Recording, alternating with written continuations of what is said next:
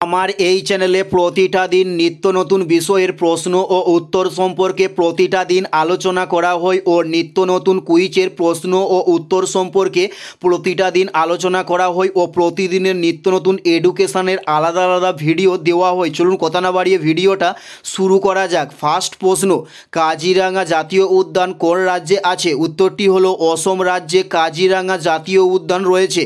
Next প্রশ্ন, পদার্থের চতুর্থ অবস্থা কোনটি? উত্তরটি হলো প্লাজমা। এটি একটি পদার্থের চতুর্থ অবস্থা হিসাবে কাজ করে। উত্তরটি হলো প্লাজমা। এটি পদার্থের চতুর্থ অবস্থা হিসাবে কাজ করে। নেক্সট প্রশ্ন, টাইম মেশিন গ্রন্থটির লেখককে? টাইম মেশিন গ্রন্থটির লেখককে? উত্তরটি হলো এইচ.জি. ওয়েলস। উত্তরটি হলো এইচ.জি. ওয়েলস। এটি হলো টাইম মেশিন গ্রন্থের লেখক। নেক্সট প্রশ্ন, পশ্চিমবঙ্গের রাজ্য গাছের নাম কি? উত্তরটি হলো ছাতিম গাছ পশ্চিমবঙ্গের রাজ্য গাছের নাম। উত্তরটি হলো ছাতিম গাছ পশ্চিমবঙ্গের রাজ্য গাছের নাম। নেক্সট প্রশ্ন, ভারতীয় রেলে প্রথম কম্পিউটার চালু হয় কোথায়? ভারতীয় রেলে প্রথম কম্পিউটার চালু হয় কোথায়? উত্তরটি হলো নিউ দিল্লিতে ভারতীয় রেলে প্রথম কম্পিউটার চালু করা হয়েছিল। নেক্সট প্রশ্ন, ন্যাশনাল ডেয়ারি রিসার্চ সেন্টার কোথায় অবস্থিত? ন্যাশনাল ডেয়ারি রিসার্চ সেন্টার কোথায় অবস্থিত? উত্তরটি হলো কার্নেলে ন্যাশনাল ডেয়ারি রিসার্চ সেন্টার অবস্থিত।